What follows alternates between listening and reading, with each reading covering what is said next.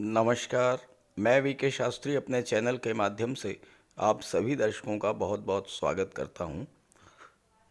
30 अक्टूबर 2023 प्रातः 10:32 पर दैत्यों के सेनापति राहु राशि परिवर्तन करेंगे और पूरे 18 माह के लिए देवगुरु की राशि मीन राशि में गोचर करेंगे और 18 मई 2025 तक मीन राशि में ही रहेंगे। राहु का ये राशि परिवर्तन इस बार विशेष महत्व का है, क्योंकि अभी तक राहु का गोचर अपने प्रबल शत्रु मंगल की राशि में था और अब राहु देवगुरु बृहस्पति की राशि मीन राशि में गोचर करेंगे और इस गोचर काल में राहु और गुरु में तात्कालिक मैत्री की स्थिति बनेगी।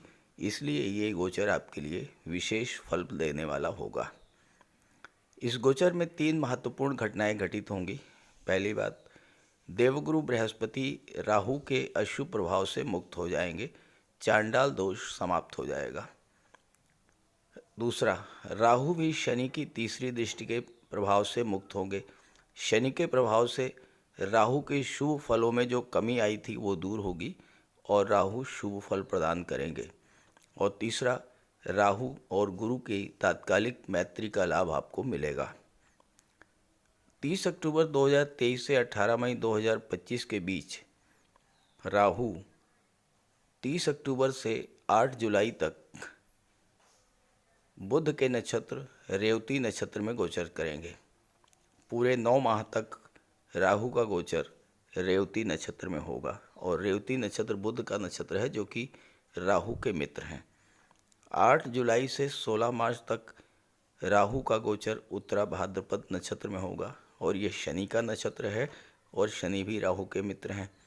और अंतिम 2 माह 16 मार्च 2025 से 18 मई 2025 तक राहु का गोचर पूर्वा भाद्रपद नक्षत्र में होगा, जो कि गुरु का नक्षत्र है। और इस तरह से राहु का गोचर 18 माह तक अपने मित्र के नक्षत्र में होगा।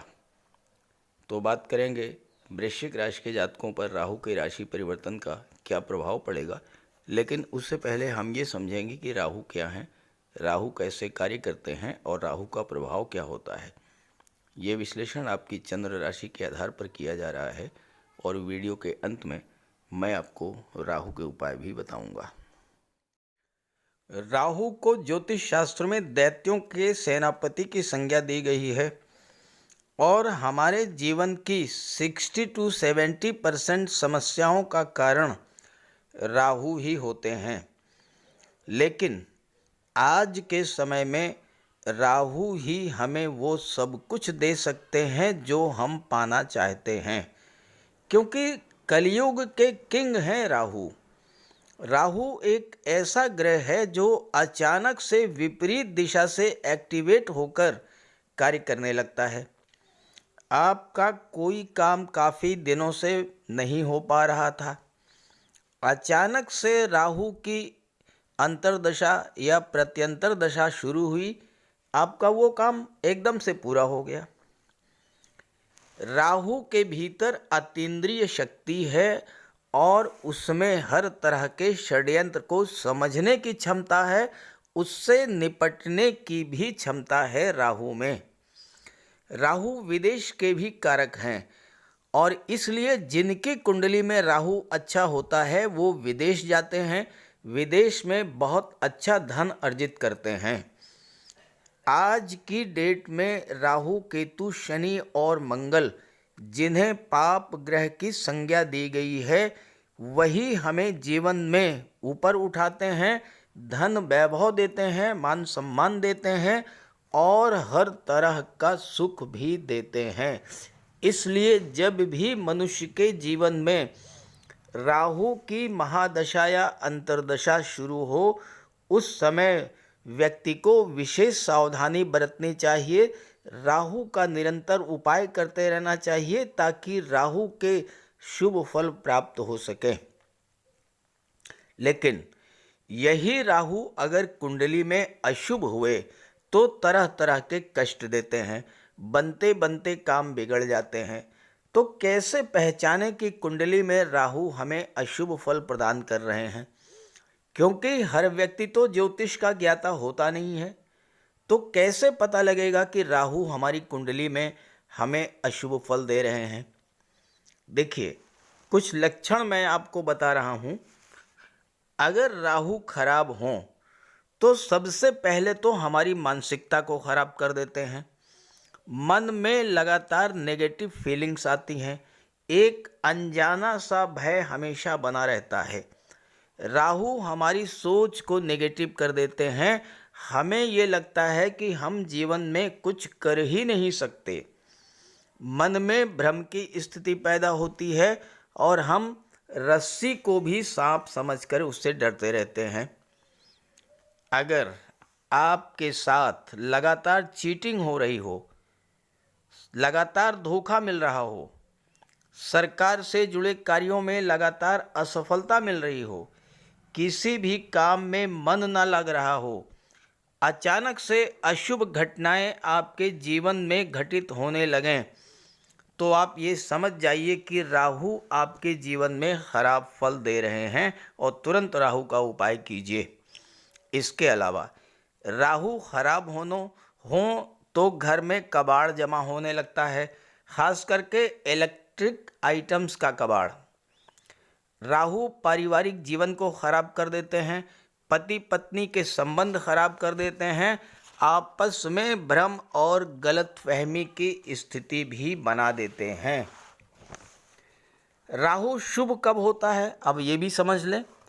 जब कुंडली में केंद्र के भाव या त्रिकोण के भाव में गोचर करें और अकेले गोचर करें। केंद्र के भाव 1, 4, 7, दशम भाव को विष्णु स्थान कहा जाता है, पंचम और नवम भाव को लक्ष्मी स्थान कहा जाता है। और अगर राहु इन भाव में अकेला ही गोचर करे तो राहु अपनी महादशा, अंतर्दशा या प्रत्यंतर दशा के दौरान अत्यंत शुभ फल प्रदान करेंगे और आपको रंक से राजा भी बना देंगे। लेकिन ध्यान दीजिएगा कि अगर राहु के साथ त्रिषडाय भाव के स्वामियों की युति बन जाए, यानी राहु के साथ तीसरे भाव, छठे भाव या 11वें भाव के स्वामी आकर के बैठ जाएं, तो ये जिस भाव में गोचर कर रहे हैं उस भाव के अशुभ फल आपको प्राप्त होंगे। लेकिन ध्यान दीजिएगा, कुंडली का दशम भाव इसका अपवाद है। दशम भाव में राहु हो और उनके साथ त्रिषडाय भाव के स्वामी भी बैठे हों, तब भी राहु शुभ फल ही देगा। तो इसी आधार पर विश्लेषण करेंगे कि अलग अलग राशि के जातकों को महाबली राहु क्या फल प्रदान करेंगे। तो यह है वृश्चिक राशि के जातकों की कुंडली। आपके लग्न के स्वामी हैं ग्रहों के सेनापति मंगल, और मंगल की ही राशि मेष राशि में राहु का गोचर है वर्तमान में। पिछले 18 माह से राहु आपकी कुंडली के छठे भाव में गोचर कर रहे हैं।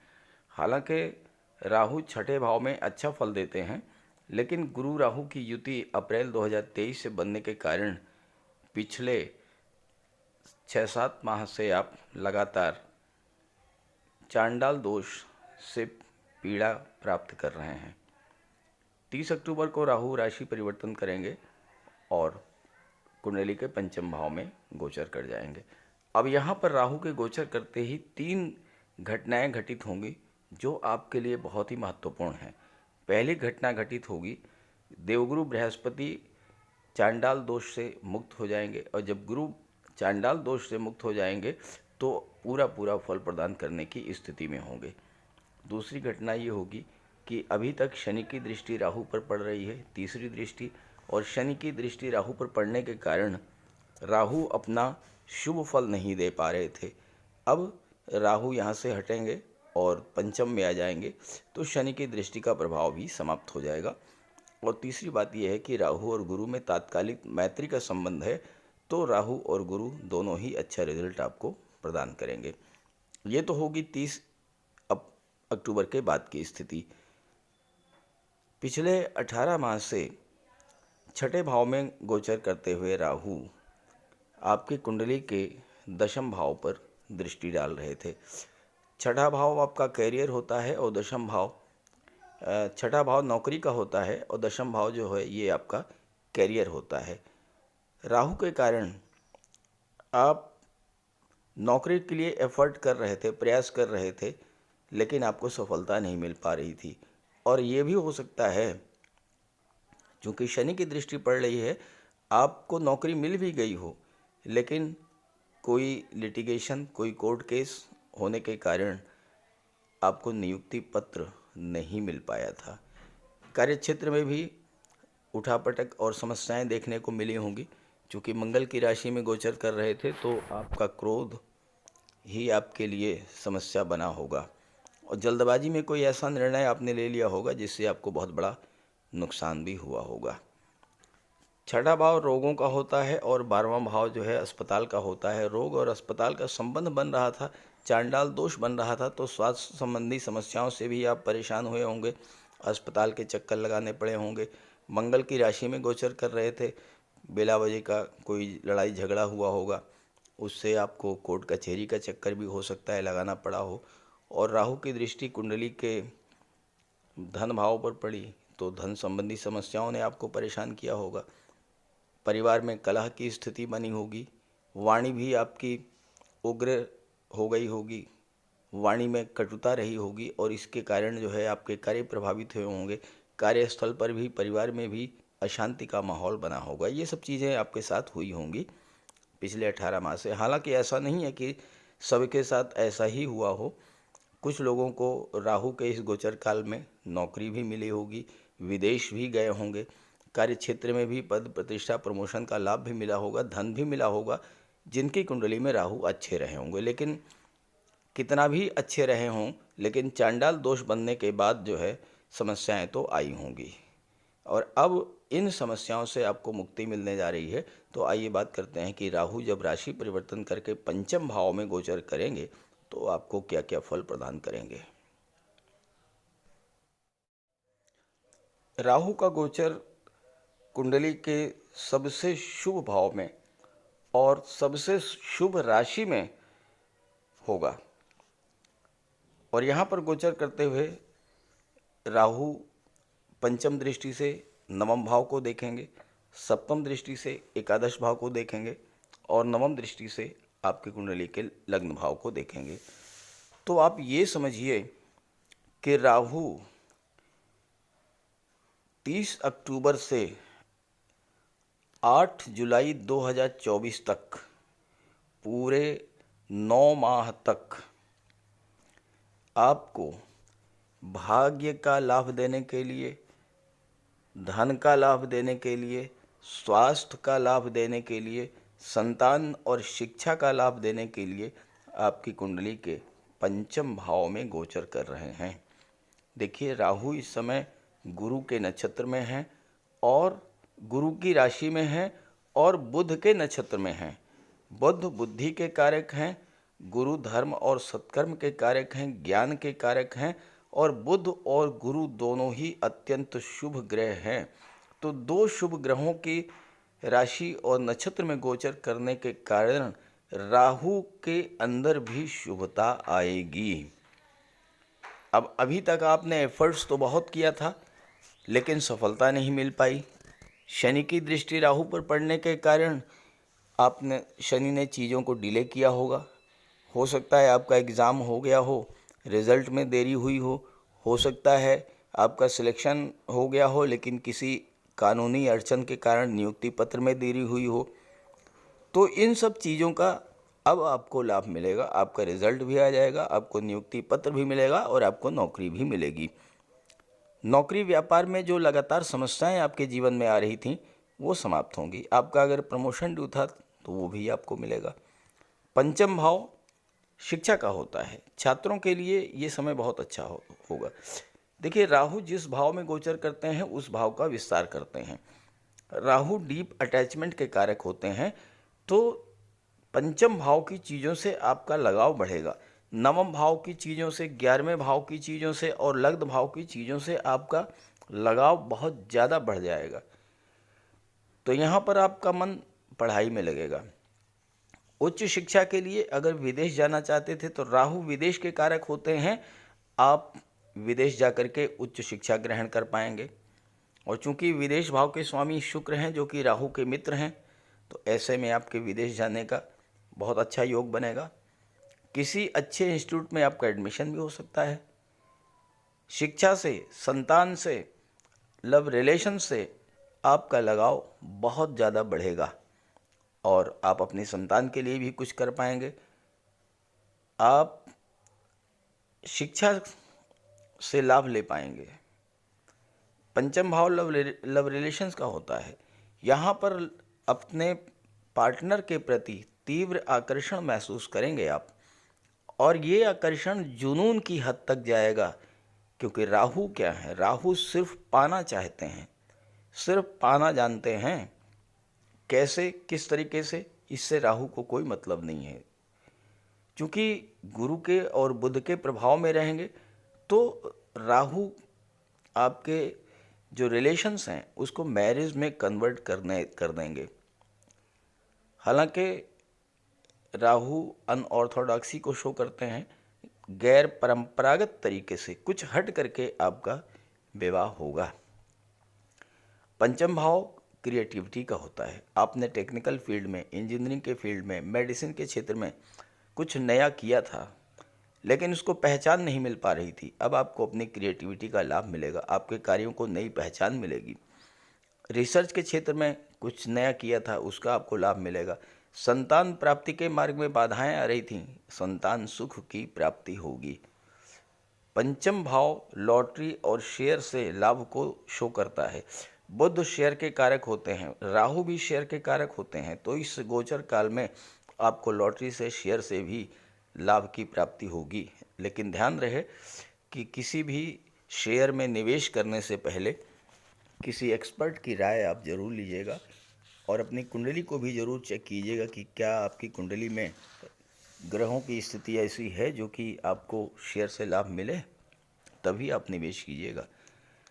राहु की दृष्टि लाभ भाव पर पड़ेगी, एकादश भाव पर। एकादश भाव आपकी इनकम को शो करता है, आपके गेन्स को शो करता है। 11वां भाव हर तरह का लाभ दिखाता है। अभी तक अगर आपके एफर्ट्स का, आपके प्रयासों का आपको लाभ नहीं मिल रहा था, धन प्राप्ति के मार्ग में बाधाएं आ रही थीं, तो अचानक से स्थितियां बदलेंगी और अचानक से धन प्राप्ति होनी शुरू हो जाएगी। खास करके विदेशों से धन की प्राप्ति होगी। राहु चारों तरफ से आपको धन की प्राप्ति करा देंगे। अपने मित्र और संबंधी जो आपसे दूर चले गए थे, आपके खराब समय में आपसे दूर चले गए थे, वो आपके पास आना शुरू कर देंगे। सोशल सर्किल आपका बढ़ेगा। 11वें भाव में राहु से ज़्यादा धन कोई नहीं दे सकता अगर राहु शुभ है तो। और इस समय जो स्थिति है 30 अक्टूबर के बाद, उसमें राहु बहुत ही शुभ स्थिति में होंगे, तो आपको अचानक से लॉटरी से, शेयर से, प्रॉपर्टी से धन की प्राप्ति होगी। गवर्नमेंट के पास आपका कोई रुका था धन, वो पैसा आपको मिलेगा। राहु आपको एक से अधिक साधनों से आय कराएंगे। 11वां भाव आपके सोशल रिलेशंस को शो करता है। आपको अपने सोशल सर्किल का लाभ मिलेगा। बुध के नक्षत्र में गोचर कर रहे हैं, आपको व्यापार से लाभ मिलेगा। खास करके विदेशी व्यापार से आपको विशेष लाभ मिलेगा। बुध वाणी के, बुद्धि के कारक हैं, और अगर आप बैंकिंग या एजुकेशन या फाइनेंस सेक्टर से या आईटी सेक्टर से जुड़े हैं, वहाँ से लाभ मिलेगा। 11वां भाव आपके सपनों को शो करता है और राहु डीप अटैचमेंट के कारक हैं, तो आपकी इच्छा पूर्ति में सहायक होंगे राहु, और आपकी कोई पुरानी इच्छा इस गोचर काल में पूरी हो सकती है। संतान प्राप्ति की इच्छा, विवाह की इच्छा, घर बनाने की इच्छा, वाहन खरीदने की इच्छा, और कहीं बाहर घूमने टहलने जाने की इच्छा, क्योंकि पंचम भाव यात्रा मनोरंजन को भी शो करता है, तो आप इंटरटेनमेंट के लिए भी कहीं बाहर जा सकते हैं इस गोचर काल में। ये सब लाभ आपको राहु प्रदान करेंगे। अब राहु की दृष्टि भाग्य भाव पर, लग्न पर है, आइए इसका क्या प्रभाव होगा ये भी समझते हैं। राहु की दृष्टि कुंडली के लग्न भाव पर पड़ेगी, नवम दृष्टि।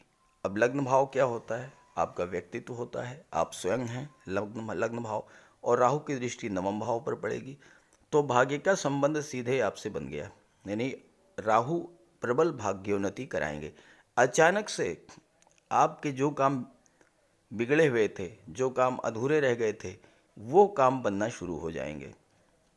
आपके मन में जो चिंता, जो तनाव, एक अनजाना भय, डिप्रेशन की स्थिति जो बनी हुई थी, मंगल की राशि में गोचर करने के कारण वो सब चीज़ें अब समाप्त होंगी। आपके स्वास्थ्य में भी सुधार देखने को मिलेगा। गुरु की राशि, बुध का नक्षत्र और दोनों ही शुभ ग्रह हैं, तो राहु के स्वभाव में भी शुभता आएगी और राहु आपको शुभ फल देंगे। छठे भाव में गोचर करने के कारण, 12वें भाव पर दृष्टि डालने के कारण आपके जो खर्चे बढ़े हुए थे उसमें कमी आएगी और आप राहत महसूस करेंगे। कोर्ट कचहरी का चक्कर अगर कोई था वो भी समाप्त होगा, उससे भी राहत मिलेगी। मानसिक अशांति, स्वभाव का चिड़चिड़ापन और बात बात पर क्रोध आना, ये सब चीज़ें धीरे धीरे समाप्त होनी शुरू हो जाएंगी। राहु आपकी सोच में बड़ा बदलाव लाएंगे और आप बड़े विज़न के साथ आगे बढ़ेंगे, क्योंकि राहु विस्तार के कारक होते हैं। जल्दबाजी में मेष राशि में गोचर करने के कारण अगर आपने कोई गलत फैसला ले लिया था तो उसमें भी सुधार का मौका मिलेगा। राहु अतीन्द्रिय शक्ति के कारक होते हैं, आपकी इंट्यूशन पावर को बढ़ाएंगे और आप ये समझ पाएंगे कि क्या सही है क्या गलत है। और जब राहु आप में ये क्षमता डेवलप करेंगे तो आप जो भी फैसले लेंगे वो सही होंगे। आपके जो भी कार्य बिगड़ गए थे वो बनना शुरू हो जाएंगे। बुध के नक्षत्र में है और बुध बुद्धि के कारक है। आपकी बौद्धिक क्षमता बढ़ेगी, सोचने समझने की क्षमता बढ़ेगी और आपको इसका लाभ मिलेगा। आपके जीवन की दशा दिशा बदलने वाला होगा राहु का ये गोचर। राहु विदेश के कारक होते हैं और आपका लगाव विदेश से बढ़ेगा। विदेश जाने की आपकी इच्छा पूरी होगी। भाग्योन्नति भी आपकी विदेश में ही होगी। कार्य व्यवसाय में लाभ मिलेगा। नौकरी रोजगार की दिशा में किए जा रहे प्रयासों में आपको सफलता मिलेगी।